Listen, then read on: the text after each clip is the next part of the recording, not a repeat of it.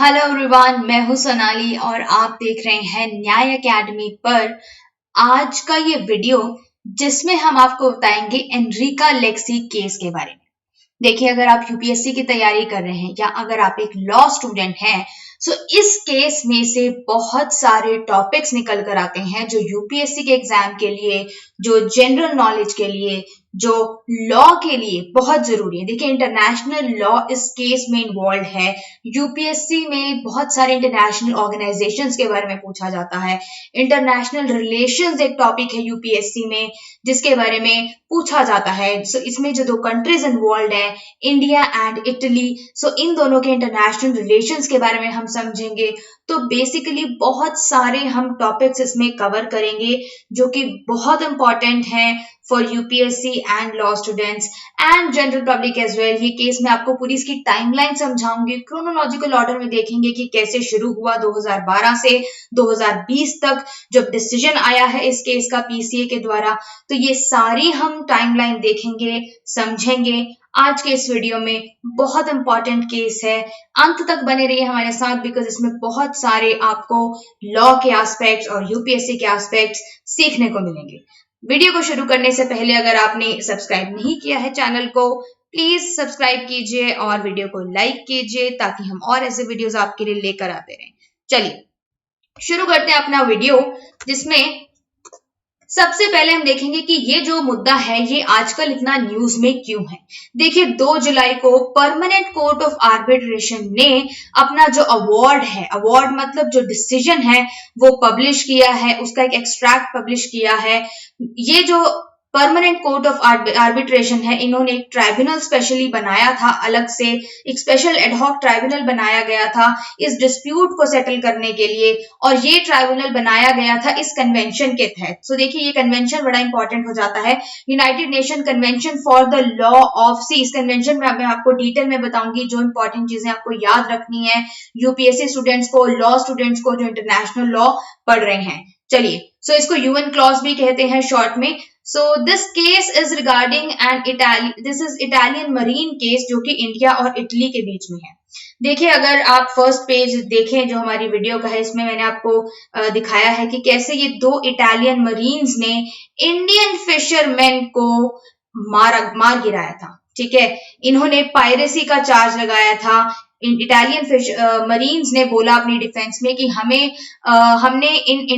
दो Indian fisherman जो है वो मारे गए थे केरला से, और इटालियन मरीन्स ने ये दलील ली कि हमें लगा था ये पायरेट्स हैं, इसलिए हमने इन पर जो है गोलियां चलाई। लेकिन इंडिया के हिसाब से ये कोल्ड ब्लडेड मर्डर था। देखिए, सो केस जो है परमानेंट कोर्ट ऑफ आर्बिट्रेशन के पास पहुंचा। अब पीसीए जो है इसकी सीट यानी इसका हेडक्वार्टर कहां पर है? हेग में है। और इन्होंने फाइनली डिसीजन दिया है कि इंडिया के पास ज्यूरिसडिक्शन नहीं है, India does not have jurisdiction to try these marines. से ये 2 मरीन्स को ट्रायल करने का इनका कोर्ट में इंडिया के पास ज्यूरिसडिक्शन नहीं है। और ये शूटिंग जो हुई थी केरला के फिशरमैन की, 2 फिशरमैन थे, इनकी 2012 में हुई थी। तो पीसीए ने जो अपना अवार्ड दिया है, डिसीजन दिया है, उसमें उन्होंने ये कहा है कि इटालियन मरीन्स के पास डिप्लोमेटिक इम्यूनिटी है और इसलिए इनका ट्रायल इटली में होगा, इंडिया में नहीं होगा। साथ ही साथ ट्राइब्यूनल ने ये भी ऑर्डर दिया है कि इंडिया के अंदर जितनी भी क्रिमिनल प्रोसीडिंग्स चल रही थी वो सारी खत्म कर दी जाएं। चलिए, अब इंपॉर्टेंट टॉपिक्स मैंने आपको जैसे कि बताया कि यूपीएससी और लॉ स्टूडेंट्स के लिए बहुत सारे इंपॉर्टेंट टॉपिक्स इस केस में से, इस कंट्रोवर्सी में से निकल कर आते हैं जो कि न्यूज में है। देखिए, सबसे पहले हम देखने यूएन क्लॉज के बारे में हमें जानना है कि क्या है ये कन्वेंशन, कब एस्टैब्लिश हुआ, कितनी कंट्रीज इसके मेंबर हैं और जितने भी इंपॉर्टेंट एस्पेक्ट्स इससे रिलेटेड हैं। देखिए, इंटरनेशनल कन्वेंशन है, सभी must know about it, UPSC के लिए बहुत इंपॉर्टेंट हो जाता है। साथ ही साथ इंटरनेशनल लॉ में भी ये पढ़ाया जाता है। So again both for UPSC and law student this becomes important. फिर हम देखेंगे परमानेंट कोर्ट ऑफ आर्बिट्रेशन के बारे में, इसके हेडक्वार्टर्स कहाँ पे हैं। Then we will find out about international tribunal on law of sea. देखिए, क्योंकि जो ये डिफेंस ली थी इटालियन मरीन्स ने, उन्होंने बोला था कि हमें लगा ये जो इंडियन फिशरमैन है ये पायरेट्स हैं। सो देखिए पायरेट से रिलेटेड जो लॉ है, लॉ ऑन पायरेसी, ये बहुत इंपॉर्टेंट हो जाता है। इंटरनेशनल रिलेशंस जो हैं वो समझने जरूरी हैं। इंडिया और इटली के बीच कैसे इंटरनेशनल रिलेशंस जो है, देखिए जब ये कंट्रोवर्सी हुई थी, इंडिया और इटली के जो रिलेशंस हैं काफी समय तक बहुत खराब रहे थे, बहुत स्ट्रेन्ड रिलेशंस रहे थे इंडिया इटली के। सो इंटरनेशनल रिलेशंस का जो पॉइंट है यहाँ पे वो समझना जरूरी हो जाता है। देन दे थोड़ी सी ज्योग्राफी भी इस केस में इन्वॉल्व है, क्योंकि केस के अंदर जो बोन ऑफ कंटेंशन थी, जो बोन ऑफ कंटेंशन ये थी कि इटालियन मरीन्स ने बोला कि हम जो है इंटरनेशनल वाटर्स में थे और we were not in the territorial waters of India.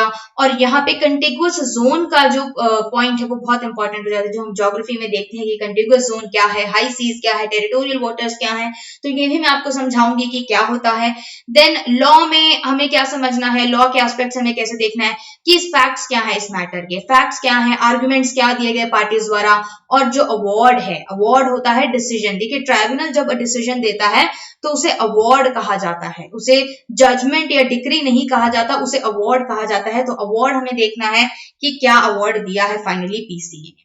Award ऐसे मैंने आपको बता दिया है कि क्या अवार्ड दिया है। उन्होंने बोला है कि सभी क्रिमिनल प्रोसीडिंग्स इंडिया को खत्म करनी है और इंडिया के पास ज्यूरिसडिक्शन नहीं है ट्राई करने का। चलिए, तो सबसे पहले हमने देखा कि यूएन क्लॉज बहुत इंपॉर्टेंट हो जाता है। तो यूएन क्लॉज जिसको कहते हैं United Nation convention on the law of sea, इसके बारे में समझते हैं। देखिए ये एक इंटरनेशनल अग्रीमेंट है जो कि थर्ड जो कॉन्फ्रेंस हुई थी, यूएन कॉन्फ्रेंस हुई थी ऑन द लॉ ऑफ सी, तीसरी कॉन्फ्रेंस के बाद ये फाइनली अग्रीमेंट जो है पैदा हुआ था। आप कह सकते हैं कि फाइनली ये अग्रीमेंट बनाया गया था। It was adopted and signed in 1982 और 157 कंट्रीज हैं जो इसकी सिग्नेटरीज हैं, यानी 157 कंट्रीज ने इस अग्रीमेंट पे साइन किए हुए हैं। लोकेशन इसकी, हेडक्वार्टर्स कहां पर है इसके लोकेशन है मॉन्टेगो बे, जमैका। सो ये इसकी लोकेशन है। देखिए ये सारे पॉइंट्स बहुत ही इंपॉर्टेंट हैं both for UPSC and law students, and अगर आप ऐसे इंटरेस्ट रखते हैं जनरल नॉलेज के लिए, दीज आर वेरी इंपॉर्टेंट। तो अब ये जान लेते हैं कि कन्वेंशन करता क्या है। देखिए आपने अगर इंटरनेशनल लॉ थोड़ा सा भी पढ़ा है या अगर आप यूपीएससी की तैयारी कर रहे हैं तो हो सकता है आपने ये सब टर्म्स सुनी हो। इंटरनल वाटर्स क्या होता है, टेरिटोरियल सी क्या होता है, contiguous zone, exclusive economic zone and high seas. तो ये जो हम 5 जोन्स देखते हैं जो मैरीटाइम एरियाज को, जो समुद्री एरिया को डिवाइड करती हैं, समुद्री एरिया को इस 5 जोन में जो डिवाइड किया हुआ है, ये इस कन्वेंशन के द्वारा ही ये डिवीजन दिया गया है, ये क्लासिफिकेशन दिया गया है। साथ ही साथ ये कन्वेंशन एक रेगुलेटरी फ्रेमवर्क प्रोवाइड करता है for the use of world seas and ocean. So पूरी दुनिया के जो समुद्र और ओशन है उनका यूज कैसे करना है, उससे रिलेटेड जो रेगुलेटरी फ्रेमवर्क है वो इस कन्वेंशन में लिखा हुआ है।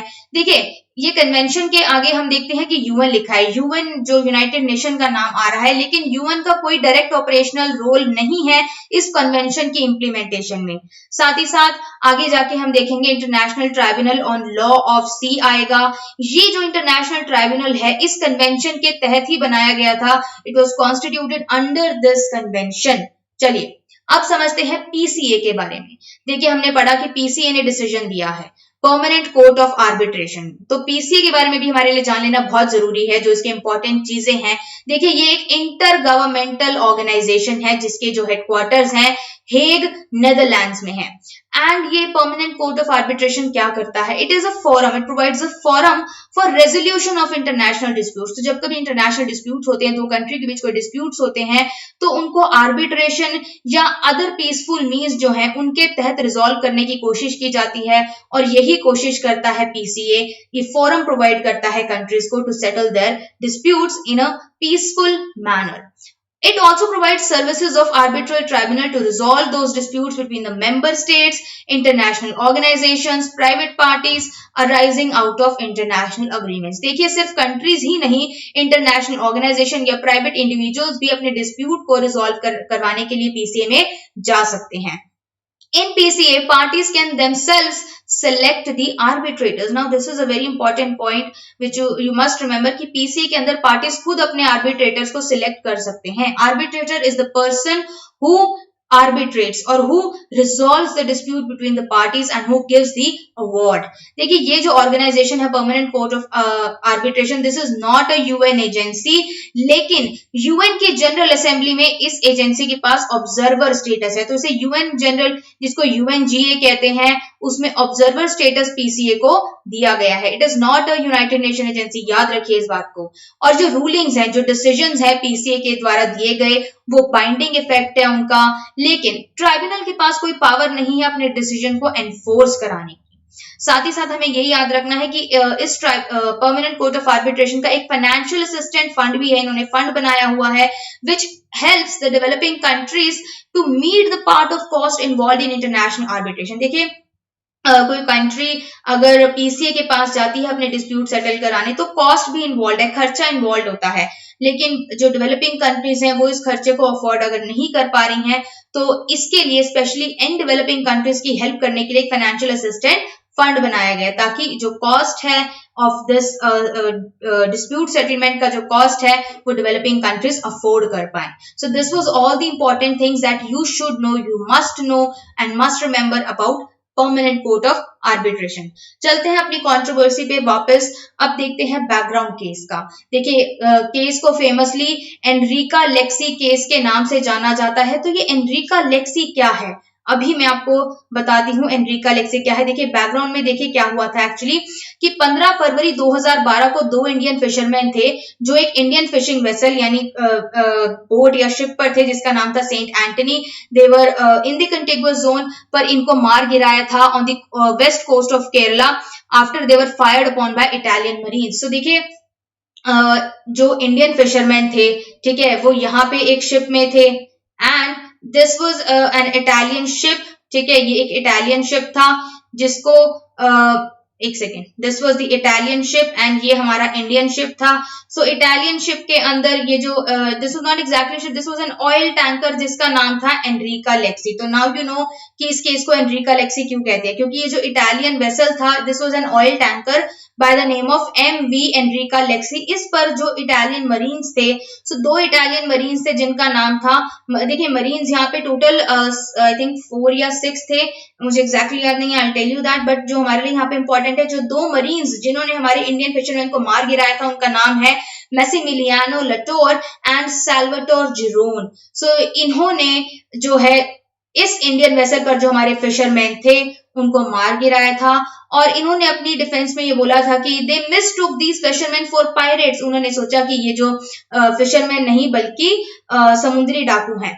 अब देखिए ये एनरिका लेक्सी जो है ये इंडिया की कोस्ट से 20.5 नॉटिकल माइल्स की दूरी पर था और जो हमारे इंडियन कोस्ट गार्ड हैं उन्होंने इस शिप को सीज किया और इन दो मरीन्स को they were like detained in the Indian jail और उसके बाद जो है इन पर केस चला। बहुत देरी हुई केस चलने में, but for the time being they were detained in India. लेकिन बाद में 2013 में इनको अलाउ किया गया कि अपनी कंट्री वापस जा सकते हैं इटली ऑन टेम्परेरी लीव। और एक बार ये इटली पहुंच गए तो इटालियन अथॉरिटीज ने इंडिया को जवाब में ये बोला कि ये मरीन्स अब वापस नहीं आएंगे इंडिया में जब तक आप ये गारंटी नहीं दोगे कि जो भी आप केस इन पे चलाओगे इनको डेथ पेनल्टी नहीं दी जाएगी किसी भी केस में। सो ये जो इटली ने बाद में कंडीशन इंडिया के सामने रख दी, तो ये मरीन्स जो है चले गए अपने देश, लेकिन जस्टिस इंडिया में नहीं हो पाया। देखिए आगे क्या हुआ। जनवरी 2014 में इंडिया ने डिसाइड किया कि इन इटालियन मरीन्स को हम प्रोसिक्यूट करेंगे इस कन्वेंशन के तहत। कौन सा convention? Convention for the suppression of unlawful acts against the safety of maritime navigation. देखिए बहुत लंबा नाम है लेकिन इसको शॉर्ट में SUA कन्वेंशन के नाम से जाना जाता है। ये SUA कन्वेंशन देखिए 1988 में पास किया गया था और इसका पर्पस क्या था, इस कन्वेंशन का गोल क्या था कि इंटरनेशनल टेररिज्म को सप्रेस करना, दबाना और एलिमिनेट करना। 7 मार्च 2014 को देखिए क्या हुआ। इंडिया ने जो ये SUA कन्वेंशन के तहत केस फाइल करने का सोचा था, जो प्रोसिक्यूट करने का सोचा था, इंडिया ने ये चार्जेस ड्रॉप कर दिए मरीन्स के खिलाफ और 7 फरवरी 2014 को जो चार्जेस हैं they were downgraded from murder to violence. तो देखिए मर्डर से सिर्फ वायलेंस पे चार्जेस आ गए थे, बहुत हद तक डाउनग्रेड कर दिए थे और साथ ही साथ ये भी इसका मतलब ये हुआ, देखिए मर्डर से वायलेंस पे आ गए मतलब अब मरीन्स को डेथ पेनल्टी नहीं दी जाएगी क्योंकि मर्डर के केस में डेथ पेनल्टी है। And during all this period, ये जब सब चल रहा था, इटालियन अथॉरिटीज अपनी इस बात पर अड़े हुए थे कि इंडिया के पास जुरिसडिक्शन नहीं है इस केस को ट्राई करने का, ये किस आधार पे कह रहे थे? इस आधार पे कि जो एनरिका लेक्सी जो ऑयल टैंकर है, देखिए जब भी शिप कोई भी ऑयल टैंकर या कोई भी शिप जब सी में नेविगेट करता है तो उसके पोजीशन के रिकॉर्ड्स जो उसकी पोजीशन होती है उसके रिकॉर्ड्स मेंटेन किए जाते हैं। जो कैप्टन ऑफ द शिप है वो रिकॉर्ड्स मेंटेन करता है। तो इटली ने इस एनरिका लेक्सी शिप के पोजिशनल रिकॉर्ड्स के बेसिस पे बोला कि जो शिप है वो इंडियन टेरिटोरियल वाटर्स के बाहर था, वो इंटरनेशनल नेविगेशन एरिया में था, हाई सीज में था, इसलिए इंडिया के पास ज्यूरिसडिक्शन नहीं है इटालियन मरीन्स को ट्राई करने का जब ये इंसिडेंट हुआ। So as these legal tenders were being sorted out, ये जो देखिए लीगल टैंगल्स से जैसे जैसे इसको सुलझाया जा रहा था, India was also dealing with the diplomatic fall out, diplomatic जो तरीका इंडिया ने सोचा था कि हम इस्तेमाल करेंगे, it was not going very well and the marines they managed to obtain orders to leave India. So ये मरीन्स जो है इंडिया से वापस जाने, अपने देश जाने में सक्सेसफुल हो गए थे और फिर ये वापस इंडिया में नहीं आए, इनको ट्राई नहीं किया जा सका। चलिए, साथ ही साथ देखिए उन्होंने इटली ने अपनी ये भी पोजीशन मेंटेन की कि इंडिया के पास ज्यूरिसडिक्शन भी नहीं था इन मरीन्स को अरेस्ट करने का, क्योंकि वो एक इटालियन शिप पे थे जब ये इंसिडेंट हुआ। तो इंडिया के जो कोस्ट गार्ड्स थे ये इस शिप पर जाकर इन मरीन्स को अरेस्ट नहीं कर सकते थे क्योंकि शिप जो है इंटरनेशनल वाटर्स में था और ये जो मरीन्स है they were military personnel on duty in defence of a part of national territory और इसीलिए इनको टेररिस्ट के तौर पे ट्राई नहीं किया जा सकता and they could not be accused of murders. देखिए यहाँ पे डिप्लोमेटिक इम्यूनिटी जो है इटली क्लेम कर रहा था उनके पास थी और साथ ही साथ ये भी कि जो इटली का शिप है वो इंटरनेशनल वाटर्स में था तो वो फॉरेन टेरिटरी था इंडिया के लिए, इंडिया के कोस्ट गार्ड वहां पर जाके उनको अरेस्ट नहीं कर सकते थे। 3 साल के बाद इटली ने ये जो पूरा मुद्दा है international tribunal for law of sea ITLO के पास इटली जो है ये मुद्दा लेकर गया और उन्होंने ITLO से रिक्वेस्ट की, ये दलील दी कि जो इटालियन मरीन्स हैं इनको इन्हीं की कंट्री यानी इटली में रहने दिया जाए during the trial process and साथ ही साथ ये भी रिक्वेस्ट की to stop India from going ahead with its criminal prosecution. तो इटली ने देखिए ITLO से 2 अपील की, 2 जो प्लीड की कि एक तो इटालियन मरीन्स को इटली में ही रहने दिया जाए जब ये केस जो है इंडिया में ट्राई हो रहा है, साथ ही साथ ये भी रिक्वेस्ट की कि इंडिया को बोला जाए कि जितनी भी क्रिमिनल प्रोसिक्यूशन उन्होंने इन मरीन्स के खिलाफ चालू की है उसे बंद कर दिया जाए। साथ ही साथ देखिए हमें ये बात याद रखने की है जो इंडिया का फिशिंग वेसल था that was with in India's contiguous zone, तो इंडियन फिशरमैन जो थे वो अपनी इंडिया की कंटिगुअस जोन में थे। तो देखिए यहाँ पे ये समझना जरूरी है कि कंटिगुअस जोन क्या होता है। देखिए लेकिन उससे पहले हम समझते हैं ITLOs क्या होते हैं। मैं अभी आपको थोड़ी देर में बताती हूँ कि contiguous zone, exclusive economic zone, territorial सी, ये क्या होती हैं सारी टर्म्स। हमने 5 डिविजन्स पढ़ी थी। देखिए ये 5 डिवीजन हमने देखी थी कि UN क्लॉज जो है इसने ये मैरीटाइम वाटर्स को 5 डिविजन्स में बांटा हुआ है। ये 5 डिविजन्स अभी हम समझेंगे लेकिन उससे पहले देखते हैं ITLOS के बारे में। देखिए इसका जो this organisation is based in Hamburg, ठीक है। तो हैम्बर्ग जर्मनी के अंदर ये ऑर्गेनाइजेशन का हेडक्वार्टर्स है। 1996 में एस्टैब्लिश हुई थी। डिस्प्यूट सेटलमेंट ही इसका पर्पस है और जो UN क्लॉज जो कन्वेंशन है इसके तहत ही इसे बनाया गया था।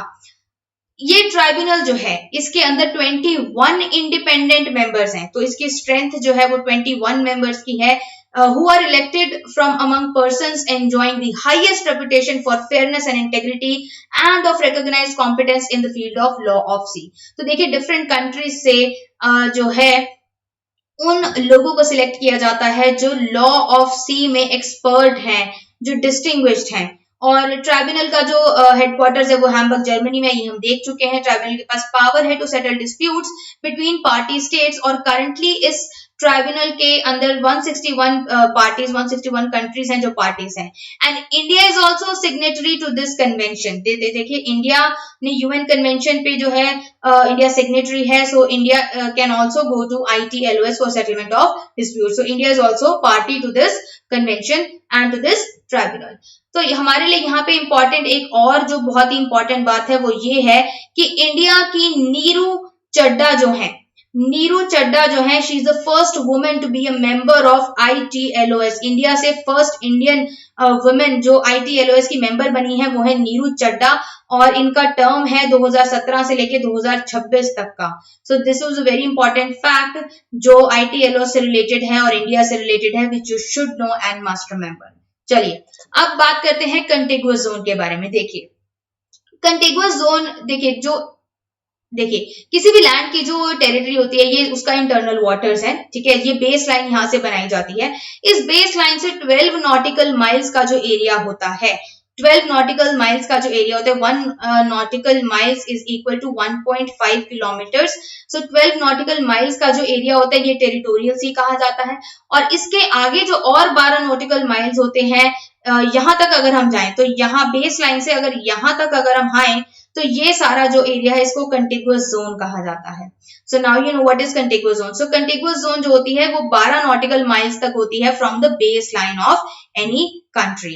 और इसके बाद आती है 200 नॉटिकल माइल्स तक हमारी exclusive economic zone. This is 200 nautical miles from the base line. तो यहाँ से 200 नॉटिकल माइल तक का जो एरिया है इसे एक्सक्लूसिव इकोनॉमिक जोन कहते हैं। और इसके बियॉन्ड जो एरिया है दैट इज हाई सीज और इंटरनेशनल वाटर्स।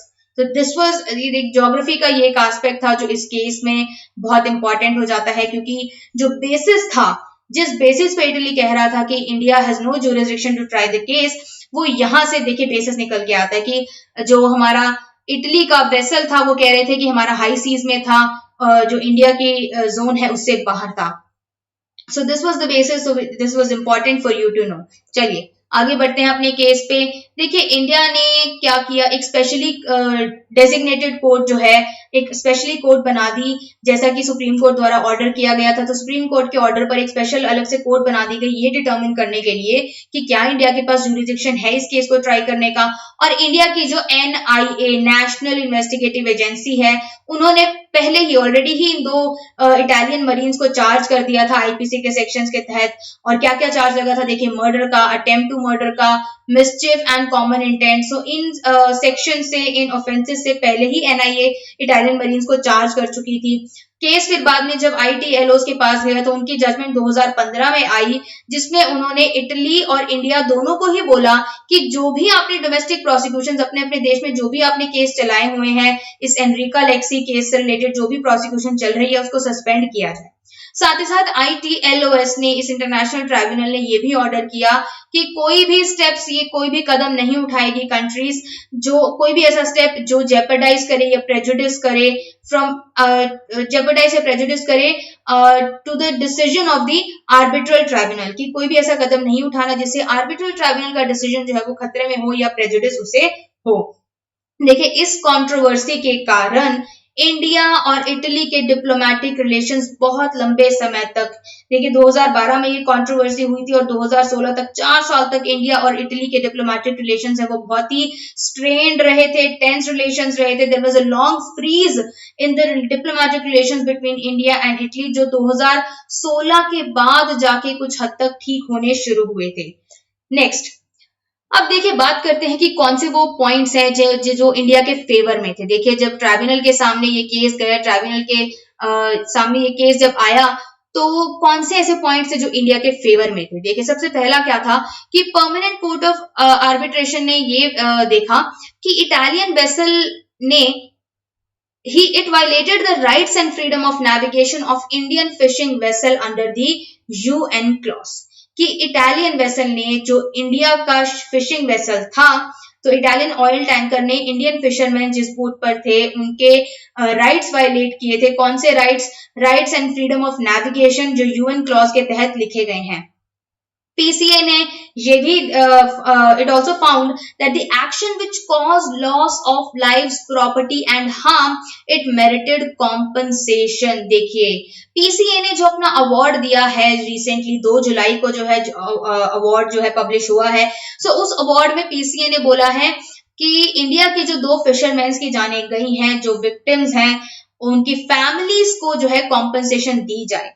जो प्रॉपर्टी का नुकसान हुआ है, जो लॉस ऑफ लाइव्स है, इट मेरिट्स कॉम्पनसेशन। तो कॉम्पनसेशन देने के लिए PCA ने बोला है, इटली को बोला है कि इंडिया को कॉम्पनसेशन दी जाए। और साथ ही साथ ये भी बोला है कि दोनों पार्टीज आपस में कंसल्ट करें कि कितनी कॉम्पनसेशन जो है इंडिया को मिलनी चाहिए। तो कॉम्पनसेशन के ऊपर जो है दोनों पार्टीज को कंसल्ट करने को PCA ने बोला है। देखिए PCA ने खुद नहीं बताया कि कॉम्पनसेशन का अमाउंट नहीं बताया है, बल्कि it has left it to the parties. ये कॉम्पनसेशन का जो पॉइंट है इटली और इंडिया पर छोड़ दिया गया कि आपस में कंसल्ट करके कॉम्पनसेशन का अमाउंट जो है डिसाइड करें।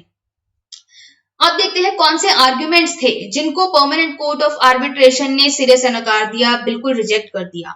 The PCA rejected a very important argument by Italy. तो इटली ने एक आर्ग्यूमेंट दिया था, बहुत इंपॉर्टेंट था, जिसको इटली के लिए बहुत इंपॉर्टेंट आर्ग्यूमेंट था, जिसको पीसीए ने रिजेक्ट कर दिया। आर्ग्यूमेंट ये था कि India lead the Italian vessel into its territory and arrested the marines.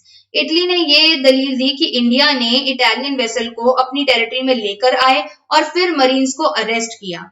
तो देखिए बेसिकली इटली ये कहना चाहता था कि जो इटालियन वेसल था वो इंटरनेशनल वाटर्स में था और इसलिए वो फॉरेन इटालियन शिप था, तो देखिए फॉरेन टेरिटरी हो जाता है। लेकिन इंडिया जो है, इंडिया के कोस्ट गार्ड जो है वो जबरदस्ती इस वेसल को, ऑयल टैंकर को अपनी टेरिटरी में लेकर आए और उन्होंने अरेस्ट किया, जबकि उनके पास कोई राइट नहीं था।